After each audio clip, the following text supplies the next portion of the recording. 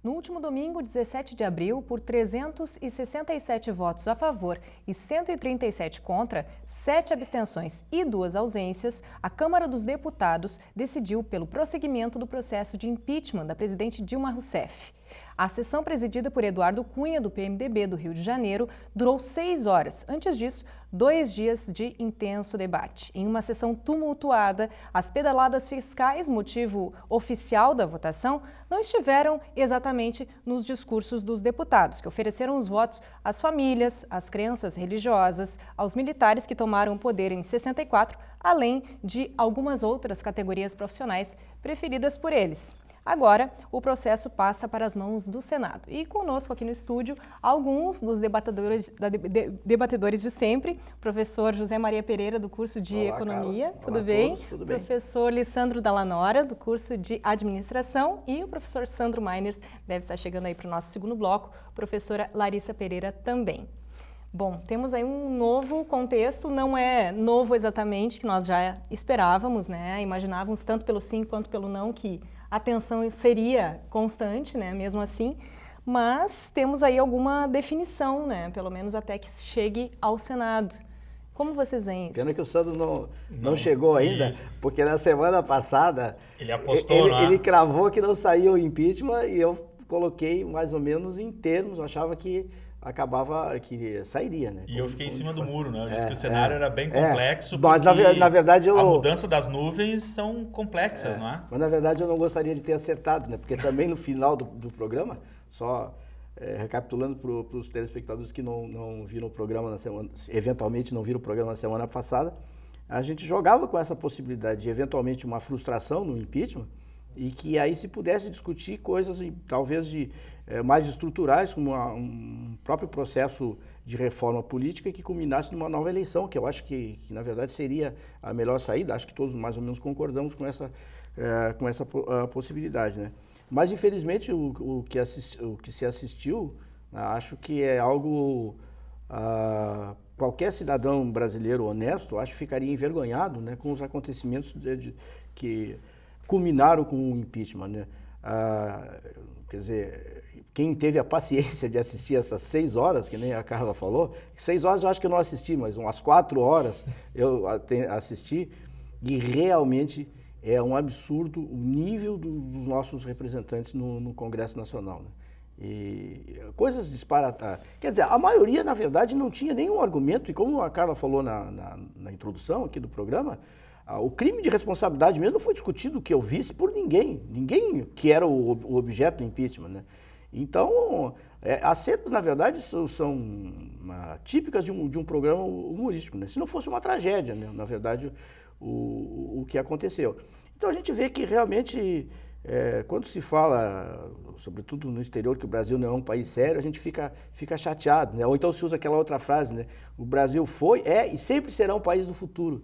Mas olhando realmente o que aconteceu no Congresso, a gente pode imaginar algo semelhante. Porque ali o que prevaleceu, na verdade, é jogar para a torcida, é o interesse, né? Porque além de dedicar aos familiares, a maioria dos deputados estava centrada no nicho eleitoral dele, né? No município X, do Cafundó, do Judas, que seja, mas ele se dirigia aos eleitores. O que interessou para ele, o que interessava não era argumentos, o que interessava, na verdade, era se ele ia ficar bem na foto com os eleitores.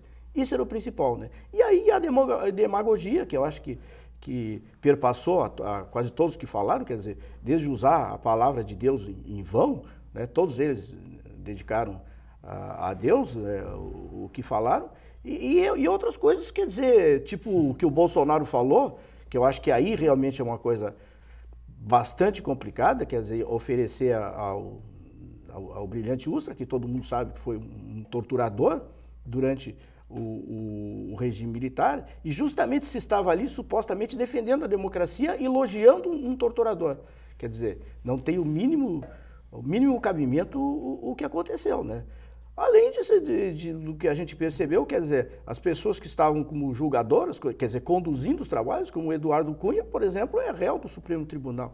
Então, quer dizer, a gente é um retrocesso. A gente imaginava, quer dizer, um impeachment, tudo bem, está lá previsto na Constituição. A gente sabe que democracias mais sólidas, como a democracia norte-americana, tiveram impeachment. Raros impeachments, na verdade, porque o impeachment fragiliza a democracia. A gente tem, se vocês estão lembrados, do Bill Clinton, né? O Clinton teve impeachment, mas geralmente o impeachment nos Estados Unidos não passa da Câmara dos Deputados, ele não chega no Senado. Então, o risco é o que se esperaria que acontecesse, na verdade, né? Se houvesse realmente uma discussão do tal crime de responsabilidade, né? Que até hoje não ficou aprovado.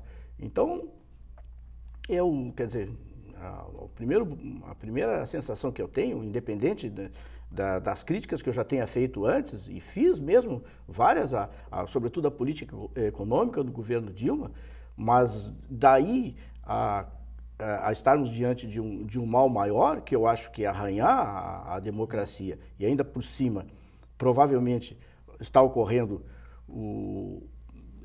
digamos assim, um golpe parlamentar. É um golpe parlamentar na medida que nós não temos parlamentarismo, né? Então, eu acho que o que está acontecendo é um processo de levar, isso que é o principal, é de levar ao poder pessoas que não tiveram votos, né? Então, eu acho que esse é o principal. Não querendo dizer com isso que a presidente Dilma não tivesse culpa e erros que ela cometeu. Agora, a questão que tinha que ser discutida é se isso é motivo suficiente para substituí-la.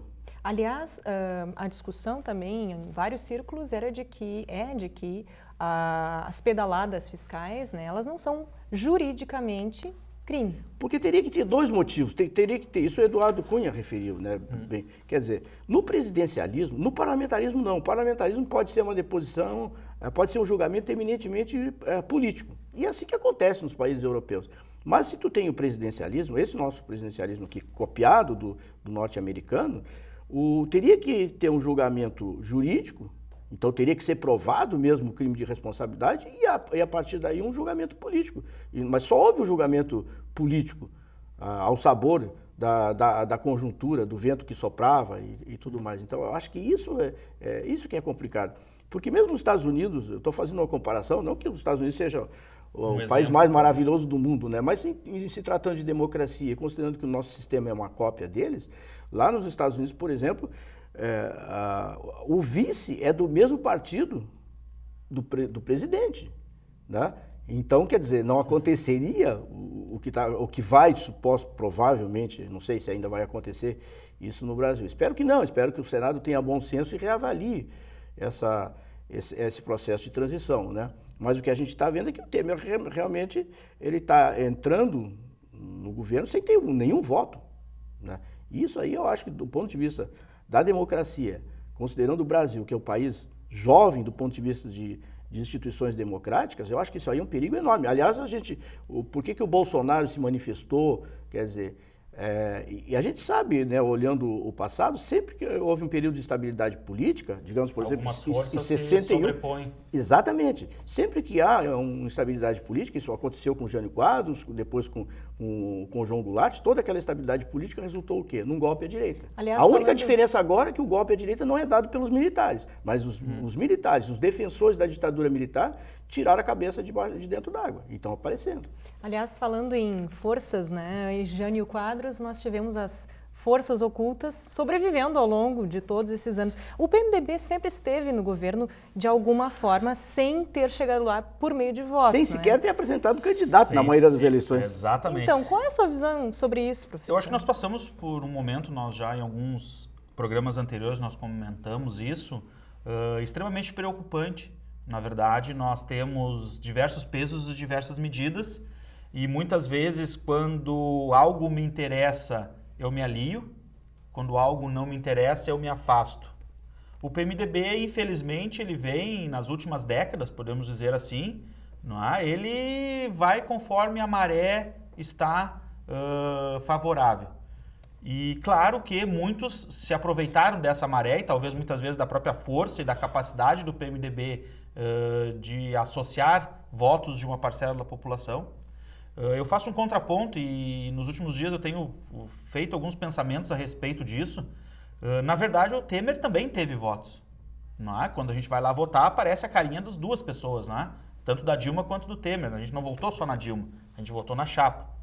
Não é? O preocupante no processo todo é a forma como a articulação, e hoje não tem mais como dizer que o vice não articulou tudo o que está acontecendo.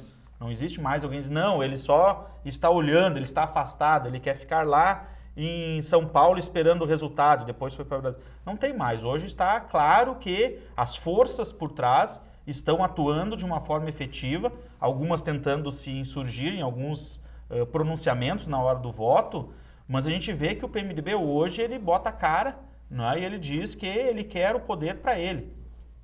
Certo? Se é justo ou não é justo, talvez a gente vai ter que ter todo mais um tempo.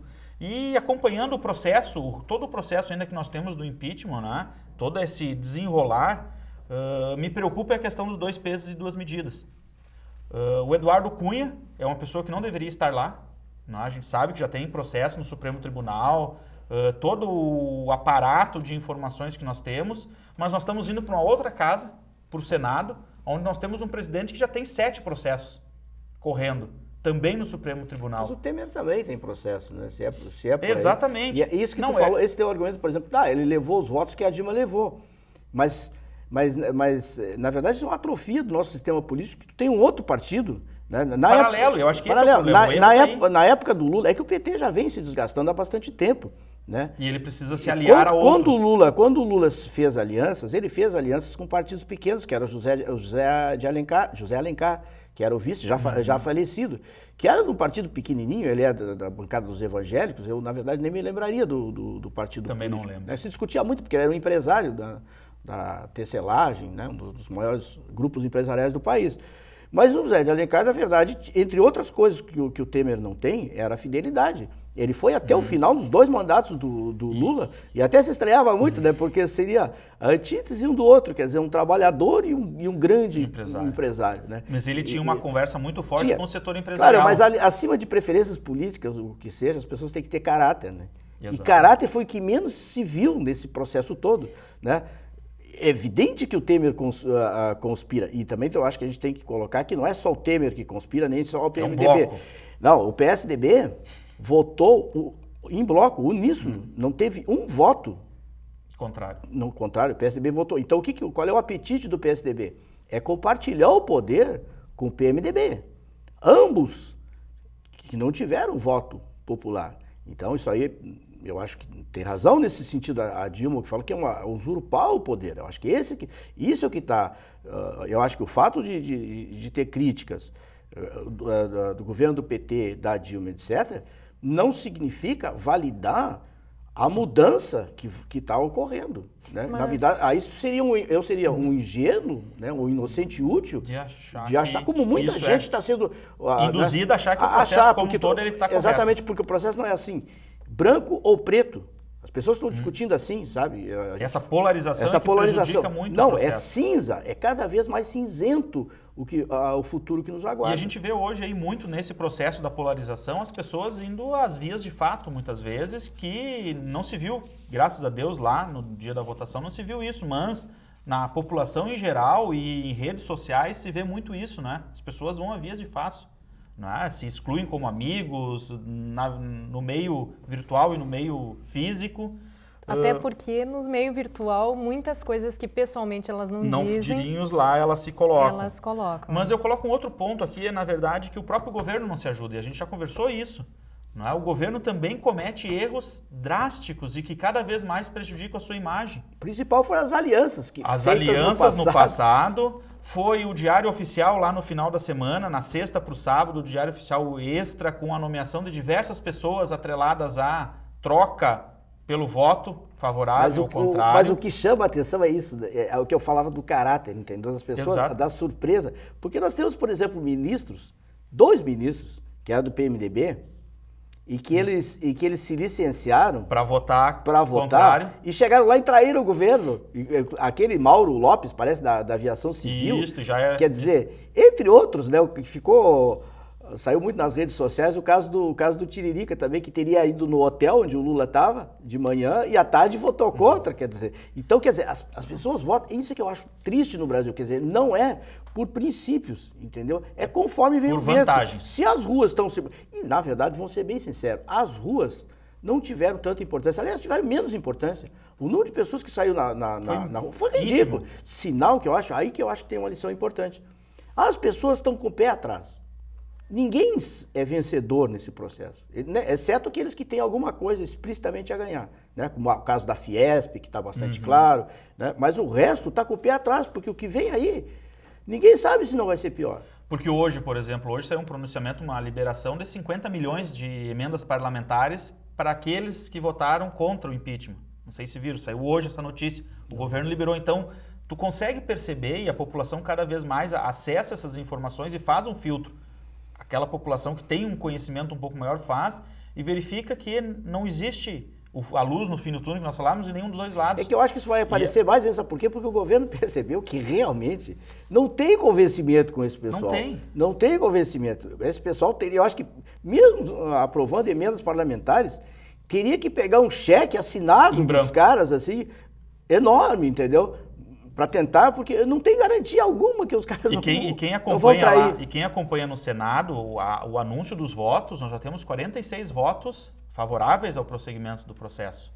E era 44 antes de domingo, não é, no Senado. Então, a partir de domingo, 2 senadores declararam o seu voto a favor do prosseguimento do processo. Aliás, do sábado para o domingo, muitas surpresas, né? Um número, em relação à perspectiva que se tinha, um número muito diferente, né? Entre contrários e favoráveis. E aí a gente volta, a professora Larissa, depois de chegar também, ela pode trazer esse tema, mas nós temos aí um caos na área social.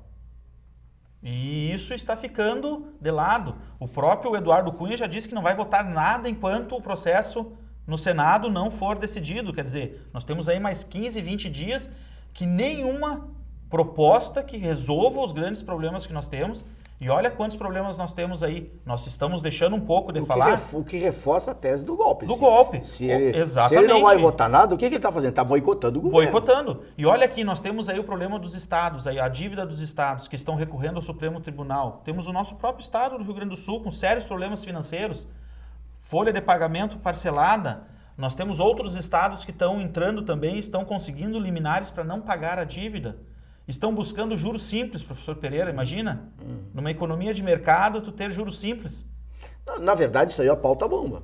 É pauta-bomba. Não é porque eu sou gaúcho e o Estado está nessa situação difícil que você vai defender uma coisa... Inadmissível. Inadmissível. Quer dizer, juros simples, só se tu quiser quebrar a União mesmo, entendeu? Isso aí nenhum economista sério procuraria uma coisa dessas, né?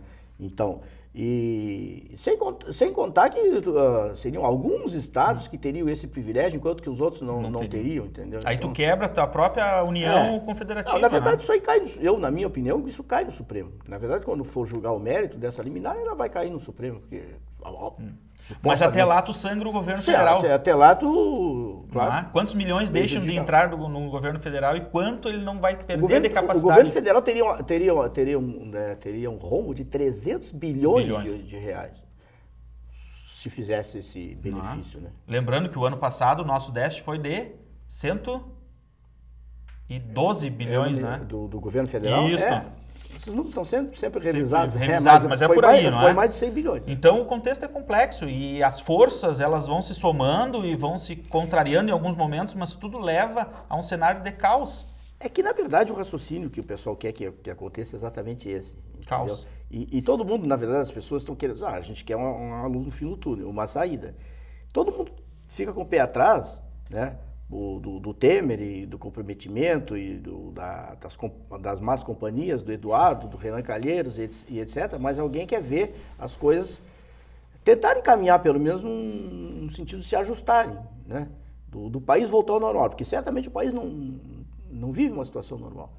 Então é complicado hoje, né? A gente o caminho linear, mas não se sabe se vai ocorrer isso, é que se o Temer assumisse, né? Mesmo o Temer assumindo, ainda teria um amplo debate, porque a Dilma ficaria 6 meses licenciada para poder se defender. Enquanto isso, aí o que vai acontecer? Também acho que aí a bancada do PT e tudo mais também vai voltar para a oposição. Para a oposição, que aliás é o que o PT fazia bem. Eu já sempre defendi isso aqui no programa, que eu acho que foi um mal o PT ter assumido o poder.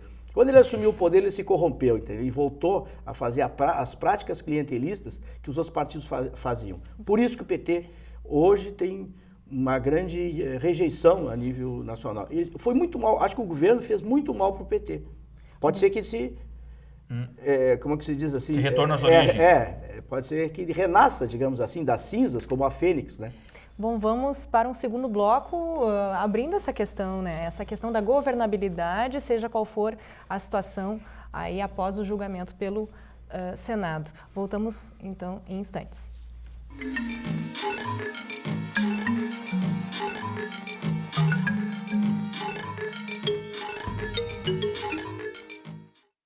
Por meio da educação, milhares de jovens colaboradores e pesquisadores compartilham suas experiências em um ambiente vivo, amparado na liberdade de pensar e criar. A comunidade universitária é um lugar em que o estudante pode desenvolver seu perfil próprio, enriquecendo assim o bem comum. Polo Nacional de Inovação por meio da Nanociência é referência em qualidade de ensino no Rio Grande do Sul.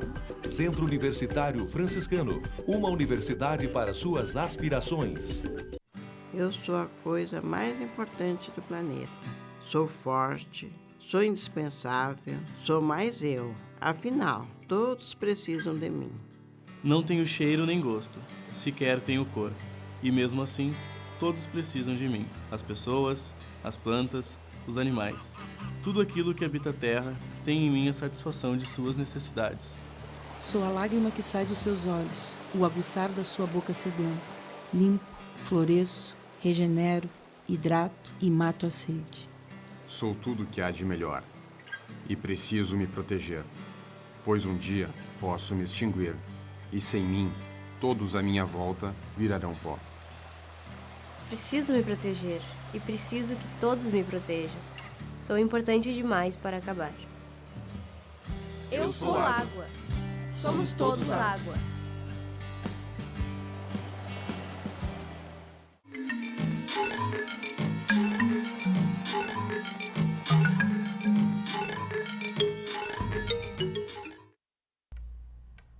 Voltamos com o Contraponto e hoje abordamos o Day After, né? O dia após esse encaminhamento aí do processo de impeachment para o Senado, pela votação que aconteceu no último domingo. Tivemos aí um placar de 367 votos a favor, 137 contra, 7 abstenções e 2 ausências. Conosco na bancada, então, o professor José Maria Pereira, do curso de Economia, e professor Lissandro Dallanora, do curso de Administração.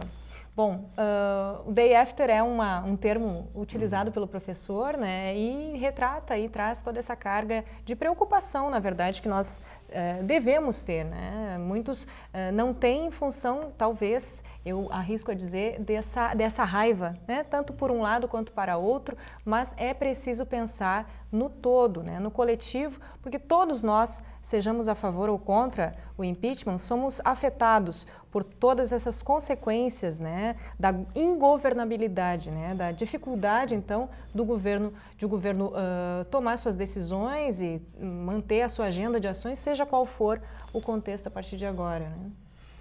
Olha, nós estamos numa situação bastante complicada. Isso seria quase chovendo molhado, né? Primeiro porque a gente tem eleições agora, eleições municipais, né, que evitariam qualquer tipo de política mais duradoura, mais digamos assim, estrutural, né? Qualquer coisa. Então, quais são os cenários, digamos assim, que eles se apresentam para nós? Assim? Bom, o cenário seria a não aceitação do processo de impeachment pela comissão do Senado Federal. Olha, acho que aí ia julgar pelo que aconteceu na Câmara, também as traições, pelos cálculos, os cálculos que eu vi, o Senado tem 81 senadores, né? 81. Então, precisaria de 40. E 41. 40 mais um. Bom, o governo tem aparentemente 20 certos, né? 20 votos certos, né? Então, certos não, mas que se não, colocaram mas só pela bancada do PT e do PDT, que o PDT também foi quase 100% fiel, quase 100%, porque também não foi 100% fiel. 6 não foram, né? Então, inclusive o partido se manifestou, né? Mas no caso de não ir, até que favorecia o governo. Pior é aqueles que foram e votaram pelo sim. Mas então essa é a situação. Quer dizer, a admissibilidade, ela deve passar porque é a maioria simples, né? Isso nós estamos falando, maioria simples. Então, aí essa discussão depois ela vai ter idas e vindas, várias sessões. O processo é bem complexo. Bem complicado. Aí eu acho que quando chegar na votação do impeachment mesmo, né, aí precisaria ter 2/3 do Senado, né, que seria 54 votos. 54 votos. Se o PT, e aí o PT precisaria ter 31, é isso, né? O PT teria 31. Então, se o PT tem 20, teria que trabalhar para conseguir 10 votos. Então, eu olho assim, quer dizer, é mais fácil conseguir 10 votos do que conseguir o caminhão de votos que precisava na Câmara dos Deputados. Então, em tese, apenas em tese, seria mais fácil do processo não ir adiante no Senado, não ir adiante. Mas eu acredito que isso talvez apenas fosse possível dentro de uma negociação no Senado que envolvesse o Renan Calheiros, porque ainda teria que explorar as desavenças que existem dentro do próprio PMDB. Renan Calheiros não bate muito bem com o Temer. Renan Calheiros já defendeu publicamente uma reforma no processo político, né? Ele defendeu uma espécie de um semipresidencialismo. Aí vai ter um grupo de senadores que defendem isso. Então pode ser que lá se saia uma outra posição, né? Que eu acho que essa seria um pouco mais demorada, né? Mas poderia se evitar. Aí a Dilma continuaria, mas a Dilma continuaria e provavelmente ela renunciaria logo ali na frente para fazer uma nova eleição. Acho que seria o processo. De qualquer jeito, a Dilma, eu acho que ela não quero usar uma expressão forte, mas é quase uma espécie de um cadáver ambulante, né? Nessa político, cadáver político, né? Me entendo bem, né? É porque agora as coisas eu acho que já saíram da alçada dela, né? Do controle dela. E a outra opção, que seria, digamos, a mais lógica, não necessariamente a melhor, que seria isso, passa o impeachment, a Dilma vai ficar com 180 dias para se defender e tal, mas aí é o direito de espernear, né?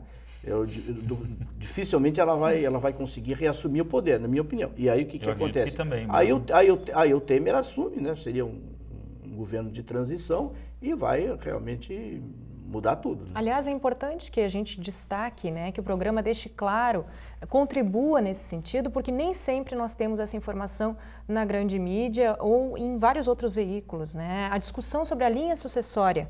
É importante que as pessoas se deem conta, até mesmo porque, absurdamente, nós tínhamos perguntas do tipo, se a Dilma sair, quem assume é o Aécio? Isso há muito tempo.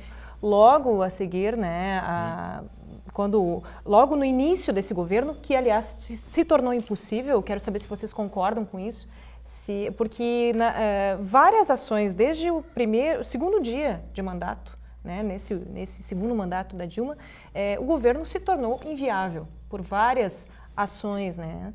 E como vocês veem isso? Vocês concordam com esse contexto? Eu acredito que no segundo mandato da Dilma, ele começou extremamente complexo, mas ainda existiam caminhos a serem traçados para que o cenário não chegasse ao nível que nós estamos hoje. As decisões que poderiam ter sido tomadas lá não foram, e por isso nós estamos aqui hoje discutindo há alguns programas isso.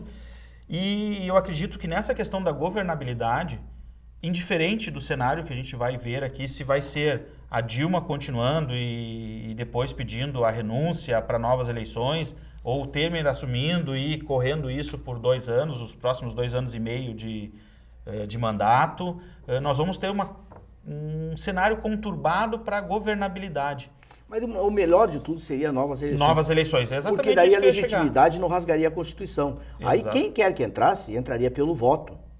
Então, isso é o que eu acho mais importante. Mas exatamente. Porque a governabilidade vai ser... Ou, por exemplo, vamos dizer lá que o processo não passe, a Dilma continue, né, administrando o país. Como que ela vai aprovar algo se quem ela depende de aprovação, que é os deputados, ela não tem 1/3? Nesse momento, se contar os votos, ela não tem nem 1/3. Exatamente. Muitos talvez mudem de lado, mas mesmo assim tu não vai conseguir aprovar a maioria das matérias que são necessárias.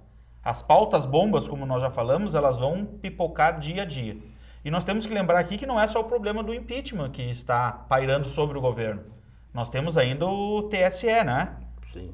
O Tribunal Superior Eleitoral ainda que está guardando, esperando para ver todo o desenrolar do processo, porque ainda nós temos o questionamento da chapa. Mas aí tem um negócio também interessante, né? Porque Quem é que tem o maior interesse de travar as ações da Operação Lava Jato, de todo o processo? Exatamente o Temer, o Cunha, que é esses que estão com processos, Renan e tudo mais. Então, quer dizer, pode-se falar o que quiser da Dilma, mas, na verdade, tudo que pôde surgir da Operação Lava Jato, até mesmo atingindo o Lula, veio a público. Então, acho que não houve obstrução da justiça de jeito nenhum. Mas será que lá na frente, isso aí é uma outra incógnita aí que a gente, claro...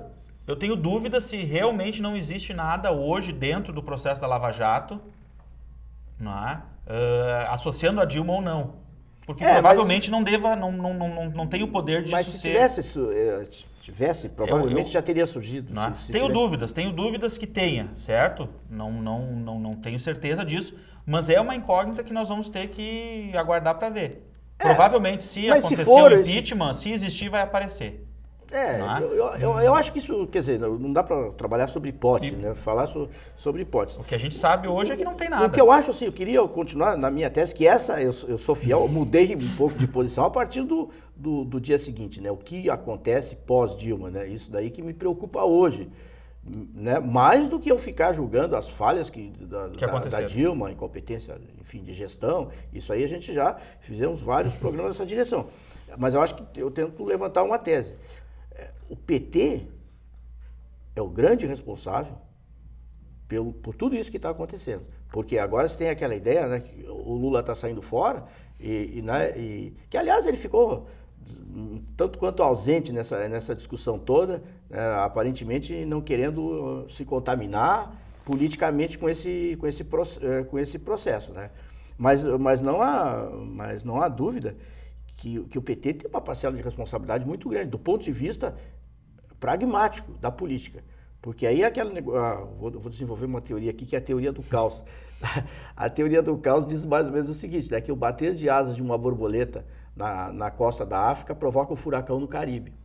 Qual é o nosso bater de asas de uma borboleta ali? Foram os 2 ou 3 deputados do PT que na comissão de ética, lá, que era para votar contra o prosseguimento do processo do Eduardo Cunha, eles se revoltaram, né, e contra a Dilma, contra a orientação do Palácio do Planalto, e aí votaram a favor do prosseguimento do processo contra o Eduardo Pires. E no outro dia... Ali começou. No outro dia, o que o Eduardo... Aí ele abriu o processo.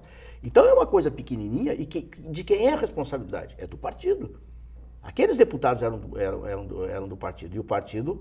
Deu uma orientação. Por isso que eu estou falando, quer dizer, desde lá do início que a Dilma vem sendo boicotada, a gente olha muito pelos aliados, mas pelo próprio partido.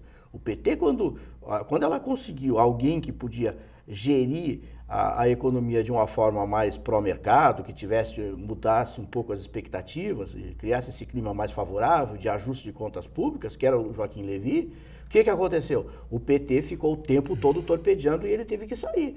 Então, quer dizer, eu acho que o PT tem uma meia-culpa enorme nesse processo e precisa fazer um estudo de consciência, no mínimo. E isso leva ao prosseguimento do processo, não é? Não consigo ver um outro encaminhamento que não novas eleições para a gente dar legitimidade para os próximos 2 anos e meio. Mesmo que venha a ser um governo de transição. Seria o ideal, mas eu acho que com o apetite desse pessoal muito todo... difícil. E aí eu também... E aí, olha só... Eu continuo a estar falando sempre mal do PMDB. O PMDB a gente já sabe que eu sempre falei aqui que é um partido ônibus, entendeu? Ali entra todo mundo, ninguém sabe. Entendeu? Mas o PSDB, que supostamente é um partido da social-democracia, esse vai ter que explicar muito a sua posição lá na frente, lá no futuro, perante a história. Mas como nós estamos falando aqui, olha só, na verdade a gente tem que dividir um pouquinho a questão de julgar, não é? Muitas vezes a gente quer ser julgadores de todos os fatos e para análise dos fatos. Aqui nós estamos colocando na teoria, não é? Do professor Pereira agora, que o PT deveria deixar o Eduardo Cunha livre. Entre aspas. Não, eu não estou dizendo, dizendo que para se manter no poder, a estratégia era essa. Esse é o jogo. Já está se falando em anistia, né? E foi a orientação. Eu me lembro, na época, existia essa orientação. Não é? Se falava nos bastidores que o PT havia orientado, não é, que se segurasse o processo. Olha o contraditório que nós estamos. Não, mas agora um dos tópicos é esse também, né?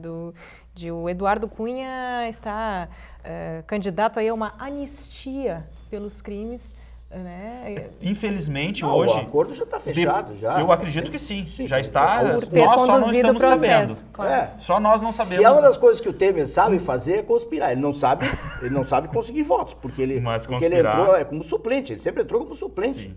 Chegou à presidência da Câmara dos Deputados, mas como suplente. Bom, nós vamos...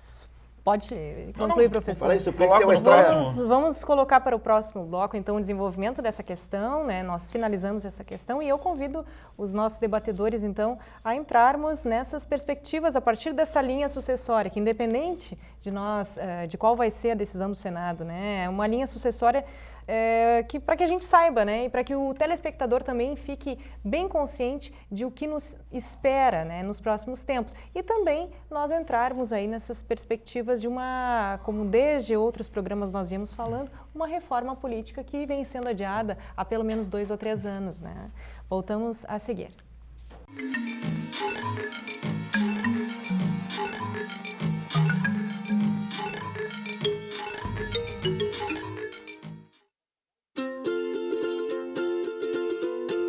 Sua família pode fazer parte da realeza. Ela se torna mais nobre quando decide compartilhar. Doar órgãos é um gesto que envolve toda a família. Família nobre é a família consciente. Comunique sobre suas intenções. Doar, um ato familiar. Campanha Doação de Órgãos.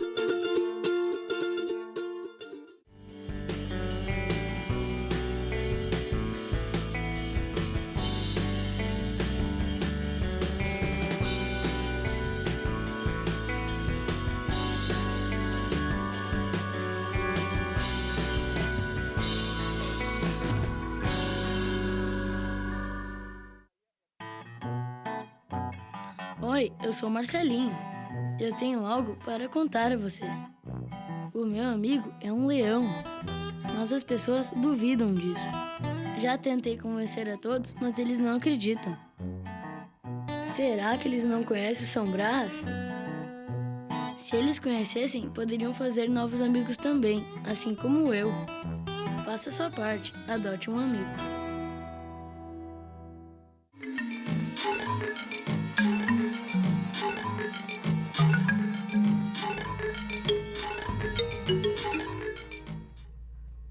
Voltamos com o Contraponto e hoje a temática é esse pós-votação no domingo, aí, em que 367 foram a favor e 137 contra o prosseguimento do processo de impeachment da presidente Dilma Rousseff. Agora temos que o processo segue para as mãos do Senado. E há pouco falávamos aí da linha sucessória, né, que é importante que se deixe claro para que as pessoas realmente estejam conscientes, a favor ou contra, né, do impeachment, o que as espera, o que nos espera, né? Nós falávamos aqui, caso o Temer seja impedido, porque essa possibilidade houve, né? Pode ser que o destino nos ajude. Né?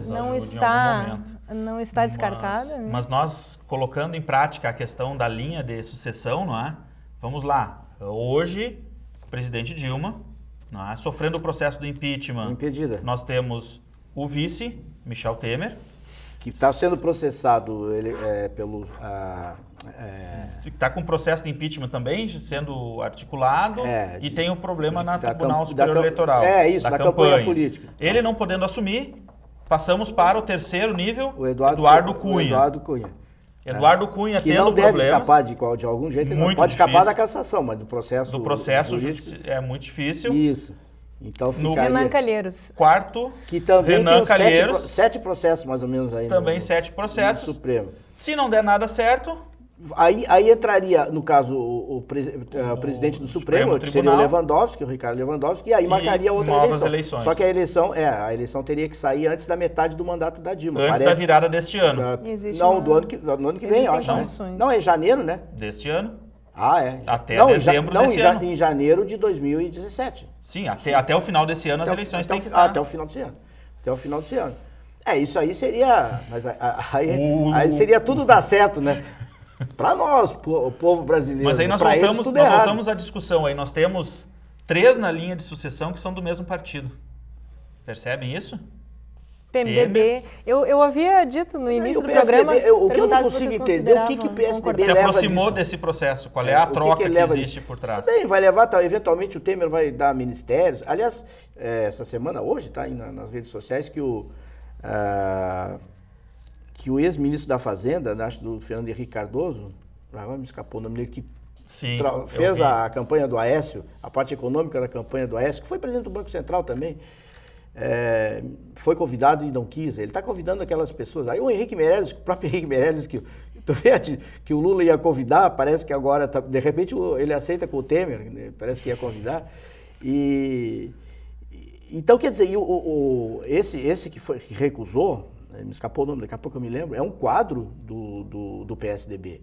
Né? Então, quer dizer, o PSDB está participando dessa partilha, né? Porque eu acho que... Mas o que seria mais interessante para o PSDB mesmo, se ele acha que tem bala na agulha, era uma nova eleição. Né? Mas aí entre os próprios caciques ali do PSDB, há divergência. O Alckmin está mais ou menos queimado, o Aécio está mais ou menos queimado. Quem é que seria um candidato não teria. competitivo? Então eles também, eu acho que a aposta competitivo. Deles então o que eles estão esperando? Por isso que o PSDB entrou nessa. O PSDB não se garante muito numa nova eleição aí, porque não é muito competitivo. Tem a Marina correndo por fora, tem o Lula que provavelmente vai estar no processo. Provavelmente voltaria. Né? Aliás, tem muitas coisas aí para a gente pensar, por exemplo, a própria posição da Marina, né? A favor do impeachment, né? Isso aí realmente é algo... Miro Teixeira também, algo novas eleições, me surpreendeu. Né? Não, ela é a favor de novas eleições, mas ela quer o impeachment. Uma pessoa que já esteve muito próximo desse governo, né? Quer dizer, para mim não fecharia muito bem com a proposta da rede, ela ser a favor do impeachment. Não fecharia. Mas todo nesse contexto, eu acho que em algum momento nós vamos começar a trabalhar um pouco mais forte nisso, é uma perspectiva de nós resolvermos o problema de uma vez por todas. Né? O professor Pereira defende aí, talvez até a própria questão do parlamentarismo, né? Em algum momento, se pensar isso. Olha, eu não sei direito, sabe, se a partir disso que aconteceu no Brasil e pelo nível dos nossos deputados, uma coisa horrorosa. Domingo foi possível. Se o parlamentarismo, eu sempre defendi o parlamentarismo, que eu acho que é um sistema melhor e que se sai das crises muito mais rapidamente. Já teríamos saído, crise política se resolve rapidamente, não tem maioria no Congresso, dança o primeiro-ministro, entra outro, muda toda a equipe, faz uma outra proposta. O parlamentarismo é muito mais fácil para debelar crises, entendeu? Mas, partindo do pressuposto que a gente tenha uma certa qualificação no parlamento. Agora, o parlamento que eu enxerguei, Deus nos acuda. Então eu já não tenho. Eu acho que talvez essa proposta que o pessoal está fazendo de um misto, entendeu? Quer dizer, não tanto um executivo não tão forte, né? Dividindo o poder dividindo poderes, eu acho que talvez sejam de transição. Acho que seria mais interessante. Né? Porque esse processo de reforma política, né, eu acho que ele se torna agora algo crucial para todos nós. Né? De uma forma ou outra ele tem que sair.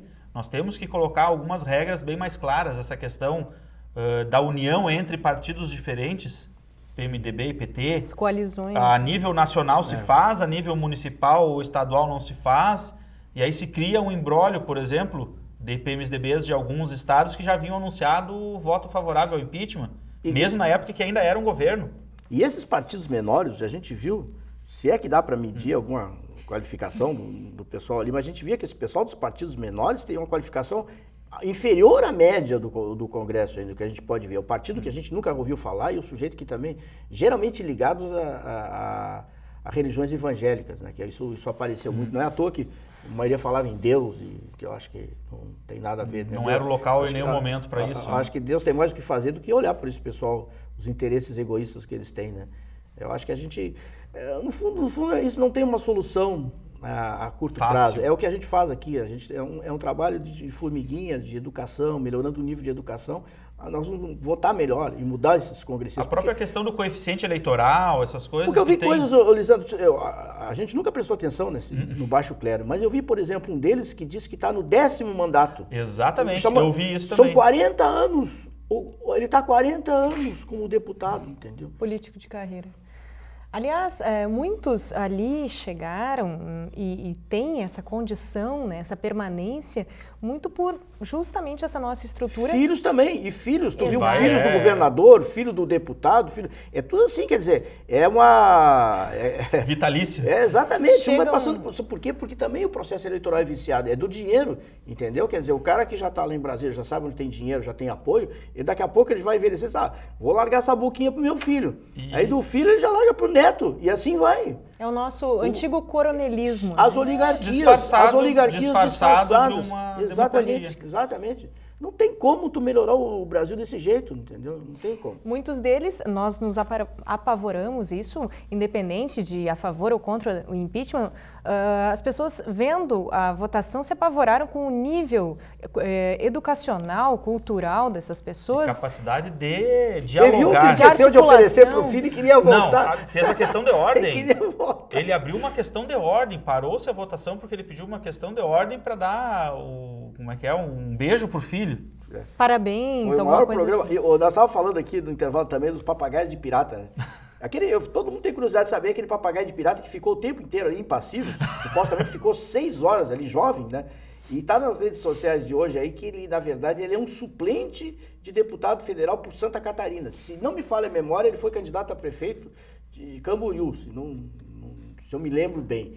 Né? Eu acho que ele nem devia estar lá, se ele era suplente, ele nem devia estar lá. E ele fica. Que houve também, eu acho que outras coisas que eu acho que pode ser questionado, é aquela pressão ali daquela turma do gargarejo ali em cima de quem ia votar. Eu acho que isso aí num processo democrático, tudo isso é permitido pelo Cunha. Porque aquilo ali não é o certo. Dois fatos que deveriam ser. A votação deveria ser sim ou não. E acabou. Não deveria ter espaço para nenhum tipo de pronunciamento, não deveria nem ser aberto o microfone se não fosse para dizer sim ou não. Não era o momento de se alterar os ânimos. E a gente viu que aconteceu algumas coisas trágicas por causa disso. Aliás, o Tiririca foi um dos mais econômicos, né? Exatamente, um dos que... Mas talvez a consciência era tão pesada que ele não conseguia falar dizer uma palavra Mas mais. estavam, todos eles, na verdade, eles estavam ali, eles não estavam pensando no bem do Brasil, eles estavam pensando no bem deles, eles estavam garimpando votos. Era isso que eles estavam. Eles estavam garimpando votos, eles falavam para a comunidade deles, entendeu? E aí ele acha que ele colocando o filho, a avó, a tia paralítica, o cachorro, só não falar do cachorro, mas o resto, entendeu? Ele acha que isso dá volta. Eu não escutei todo, eu não escutei todo, eu não sei se não saiu. Não escutei. Dias antes. Mas tinha sobrinho lá. Tinha tudo, dias neto, antes tinha que a filha nasceu, de que ainda 15 não anos, nasceu. debutante, né? Um deputado do Sul aqui, eu não lembro se Santa Catarina, mas era a filha de 15 anos. E nós pagando esse pessoal. Isso é que mais indigna, né? Eles estão na faixa, o quê? Acho que uns 30 mil, mais ou menos, que eles estão. Quer dizer, sendo que eles têm 13. Oficial. Eles têm o 14º salário, eu acho que tem ainda, não sei se caiu. Quer dizer, eu acho que isso aí, realmente, se copiar as coisas dos americanos, não dá muito certo, entendeu? Copiar essa Câmara de 500 e poucos deputados, mais 81 senadores, isso tudo bem para os Estados Unidos, que tem dinheiro sobrando, entendeu? Mas no nosso caso aqui, um país pobre que nem o nosso, entendeu? Que depende do Bolsa Família. Isso é, isso é um tema que tem que estar lá na reforma política. Aliás, as pessoas a questão da remuneração. Não precisa ter esse processo, isso é só... Países desenvolvidos é que tem Câmara Baixa e Câmara Alta. Tu precisa ter uma só e deu.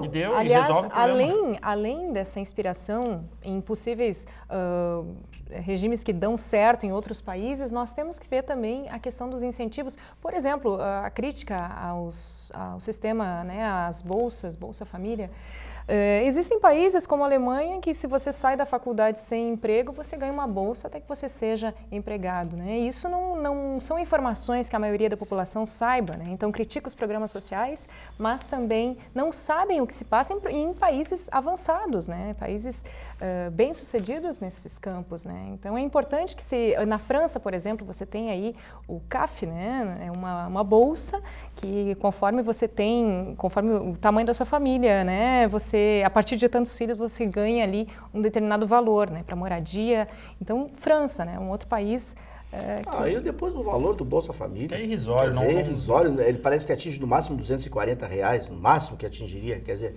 Então, isso daí... É mais uma bandeira que não resolve o problema. Na verdade, isso daí é uma ideia que nem a ideia que se tem do Bolsa Família...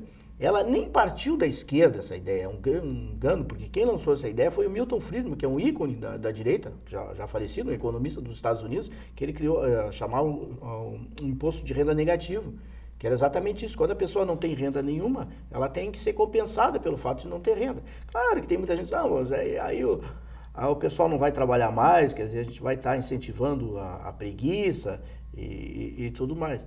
Mas é que qualquer sociedade, ela deve zelar para que as pessoas tenham o mínimo para a sobrevivência, entendeu? Isso aí é uma questão humanitária, entendeu? Acho que não tem nem discussão. E de mais a mais, o Bolsa Família também não é uma coisa... Não há contraponto a isso. Não tem. Eu acho que a população inteira apoia isso, entendeu? Acho que não tem pessoas que não tenham essa... O grande problema e aí a gente traz para o Brasil esses exemplos, não é?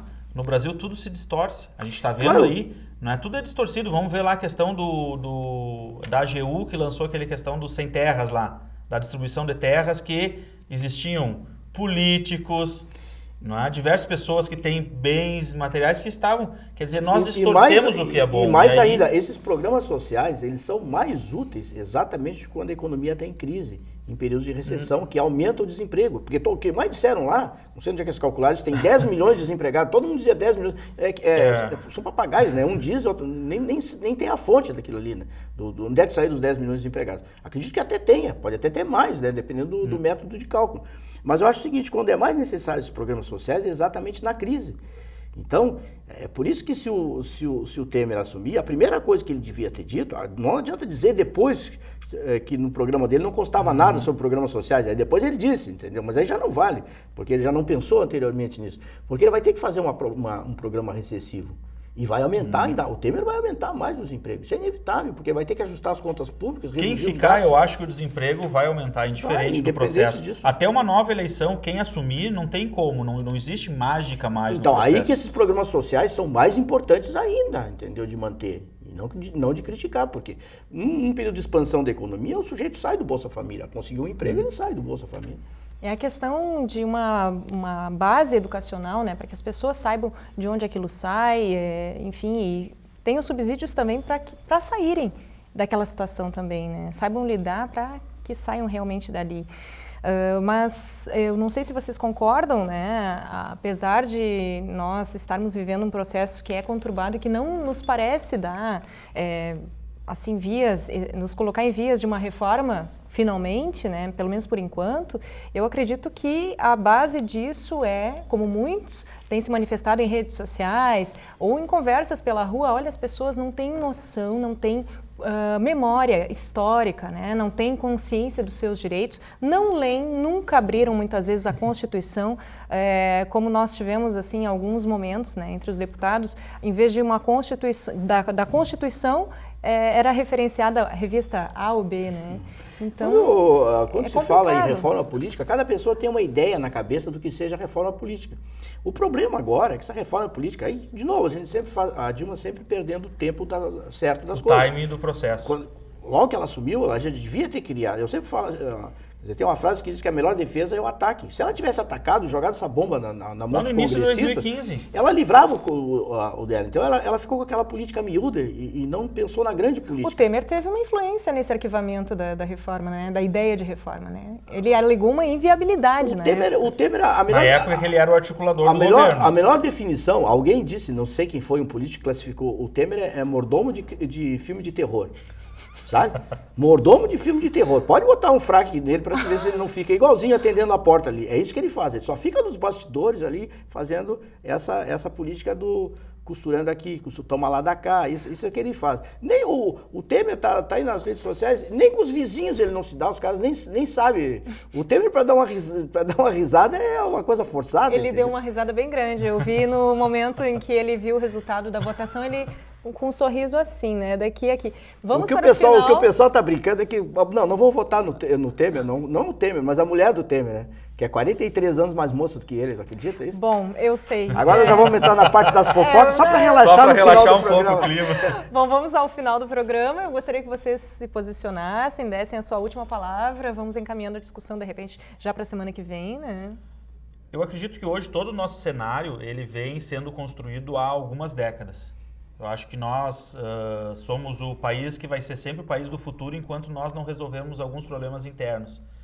E eu acredito que um desses problemas é que muitas vezes nós só olhamos que as pessoas ou a nossa sociedade tem que ter direitos. E a gente só olha por todos os lados, só se fala em direitos. Não em deveres. E deveres nunca se fala, não existe deveres. Não é? Todos nós temos direitos. Não é? Eu tenho o direito de me expressar, eu tenho o direito à saúde, o direito à educação, mas os meus deveres ninguém fala. Até porque ninguém questiona o dever, que eu não cumpri o meu dever. O dever ele ganha base na educação familiar, eu penso, quando você ensina o seu filho a não ser egoísta, né? Não Exatamente. Ser tão egoísta. Eu acho que aí nós estamos talvez um dos pilares que nós temos que mudar. Nós temos que olhar mais quais são os deveres que eu não estou fazendo e não quais os direitos que eu quero ter. Não é? Eu acho que talvez a gente consiga construir uma solução muito mais consistente se nós começarmos a olhar assim. Não é? Começando mudando o voto, né? Exatamente. Nunca votar em reeleição de quem quer que seja, já é um primeiro caminho. O professor já está dando um pilar aqui para a reforma, não, sem reeleição. Um dever. Sem reeleição, para mim, reeleição, em todos os níveis. Em todos os níveis, todos. Nem para vereador, na minha opinião. Aí a gente acaba com o político profissional. Aí é quem realmente quer contribuir com a sociedade que vai estar lá. Né? Mas a curto prazo, eu pessoalmente espero que tudo dê errado. Quer dizer, tudo dê errado pro... Que nem o professor aquele dia, tranquilo, nada resolvido. Não, eu espero que tudo dê errado. Para Dilma, coitada, já deu errado. Que dê errado pro Temer, que dê errado pro Cunha, que dê errado pro Renan Calheiros, entendeu? E que saiam novas eleições. Concordo, exatamente. Eu acho que esse é a nossa esperança. E o contraponto, então, termina em uma concordância. Concordância hoje. Que dê tudo certo, é o que esperamos, né? Vamos aguardar aí essa semana que nós temos até o próximo programa e nós nos encontramos na semana que vem. Até lá!